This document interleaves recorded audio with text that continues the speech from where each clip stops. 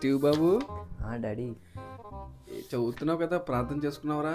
మీరు చేస్తున్నారు కదా daddy. One day later. Steve బాబు, ఎగ్జామ్కి వెళ్తున్నావమ్మా? Bye daddy. అరే, ప్రార్థన చేసుకున్నావా? పాస్ట్ గారికి ఫోన్ చేసింది డాడీ. Next day. మీ అందరూ తమ్ముని చూసి వచ్చారు కదా, ఎవరు ప్రార్థన చేస్తే వింటాడు దేవుడు? విశ్వాస పాస్ట్ గారా? స్టీవ్ బాబు ప్రార్థన చేయమంటే ఎగ్జామ్కి వెళ్ళినప్పుడు ఏమని చెప్పాడు ఆన్సర్? డాడీ మీరు చేశారు కదా, అలాగే పాస్ట్ గారు చేశారు కదా. అంటే అతని విశ్వాసం ఏంటంటే, మా డాడీ ప్రార్థన చేస్తే సరిపోతుంది, మా మమ్మీ ప్రార్థన చేస్తే సరిపోతుంది, పాస్ట్ గారికి ఏమన్నా కొంచెం కష్టం ఉంటే ప్రార్థన చేస్తే పాస్ట్ గారు చూసుకుంటారు, ఆయన ప్రార్థన సరిపోతుంది, ఇదే నమ్ముకుంటున్నాడు అనమాట. ఈరోజు ఈ వీడియోలో నేను ఎవరిని డిగ్రేడ్ చేసి మాట్లాడాలనుకోవట్లేదు, కానీ ఒక వాస్తవాన్ని మీకు పరిచయం చేయాలని అనుకుంటున్నాను. అదేంటంటే, ఇప్పుడు ఎవరికైతే దెబ్బ తగులుతుందో వారికి నొప్పి ఎక్కువ తెలుస్తుందా, లేకపోతే చూసే వ్యక్తికి నొప్పి తెలుస్తుందా? దెబ్బ ఎవరికైతే తగిలిందో వాళ్ళకే కదండి.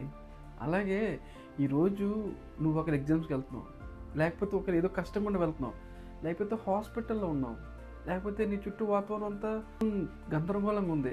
అలాంటి సమయంలో నువ్వేం చేయాలి? ప్రార్థన చేసుకోవాలి. మొదటగా నువ్వు ప్రార్థన చేయాలి, అలాగే పక్కవారి సాయం కూడా కోరాలి కొన్ని సందర్భాల్లో. అంతేగాని చిన్నదానికి పెద్దదానికి పాస్ గారికి ఫోన్ చేయడమో, లేకపోతే తెలిసిన విశ్వాసకి, తెలిసిన స్నేహితుడికి, తెలిసిన బంధువుకి ఫోన్ చేసి ప్రార్థన చేయని అడగడము, అది ఎంతవరకు మంచిది కాదు. అది మంచి అలవాటు కానే కాదు. మీకు అర్థమయ్యే విధంగా మరొక ఎగ్జాంపుల్ చెప్తాను, అర్థం చేసుకునే ప్రయత్నం చేయండి. ఒక వ్యక్తికి, ఎవరో ఎందుకండి, మిమ్మల్ని తీసుకుందాం, మీకు మీ కాలుకి ఒకవేళ ముళ్ళు దిగింది అనుకుందాం. అప్పుడు ఆ ముళ్ళు దిగినప్పుడు ఆ నొప్పి అనేది ఎవరికి తెలుస్తుంది? మీకే కదా తెలుస్తుంది. అది తీసే ప్రయత్నంలో ఏం చేస్తారు మీరు? ఎంత త్వరగా తీస్తే బాగుంటుందో, ఎంత త్వరగానే బయటపడితే బాగుంటుందో, ఈ ముళ్ళు ఎంత త్వరగా బయటికి తీసేస్తే బాగుంటుందో అనేది మీకు బాగా తెలుస్తుంది.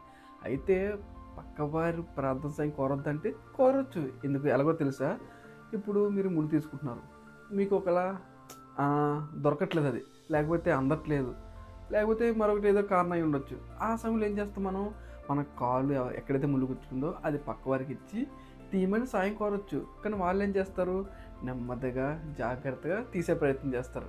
కానీ ఒకటి గుర్తుపెట్టుకోవాలి, దాని యొక్క నొప్పి అనేది, దాని యొక్క పర్యవసాయం అనేది మీకు బాగా తెలుస్తుంది, మీకు బాగా అర్థమవుతుంది, మీరు బాగా అనుభవిస్తారు దాన్ని. కాబట్టి మీరు తీసుకునే ప్రయత్నం చేస్తుంది చాలా త్వరగా ఆ ముళ్ళుని తీసే ప్రయత్నం చేస్తారు. అలాగేనండి, పక్కవారి ప్రార్థన కోరద్దా అంటే కోరచ్చు. ఎప్పుడంటే కొన్నిసార్లు మీకు శక్తి సరిపోలేనప్పుడు, లేకపోతే వీక్గా ఉన్నప్పుడు, డిప్రెషన్ గుండా వెళ్ళినప్పుడు, లేకపోతే ఏదో ఒక సమయంలో కోరొచ్చు. కానీ అదే అలవాటుగా ఉండకూడదండి. అది తప్పుడు నమ్మకం. ఎవరికో ఫోన్ చేస్తే, లేకపోతే ఎవరిని అడిగితే, అది కాదండి. బైబిల్లో అది లేదు. బైబిల్లో ఏమని తెలుసా?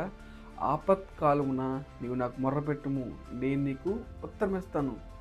మీరు ఆపత్కాలంలో, అంటే కష్ట సమయంలో, క్లిష్ట సమయంలో, ఎవరికి చెప్పుకోలేని సమస్య గుండా వెళ్తున్నప్పుడు, మీ చుట్టూ వాతావరణం మొత్తం మారిపోయినప్పుడు మీరు ఏం చేయాలి తెలుసా? పాస్టర్ గారు ప్రార్థన చేయండి, లేకపోతే పాస్టర్ గారికి కాల్ చేయండి. మీ విశ్వాసకి, మీ స్నేహితుడికి, బంధువుకి ఎక్కడా లేదండి. ఆపత్కాలంలో నాకు మొర్రపెట్టుము, నేను నీకు ఉత్తరం ఇస్తానని చెప్పాడు దేవుడు. కాబట్టి మీరు అర్థం చేసుకుంటారని కోరుకుంటూ ఈ సందేశాన్ని ముగిస్తున్నాను. షలోమ్.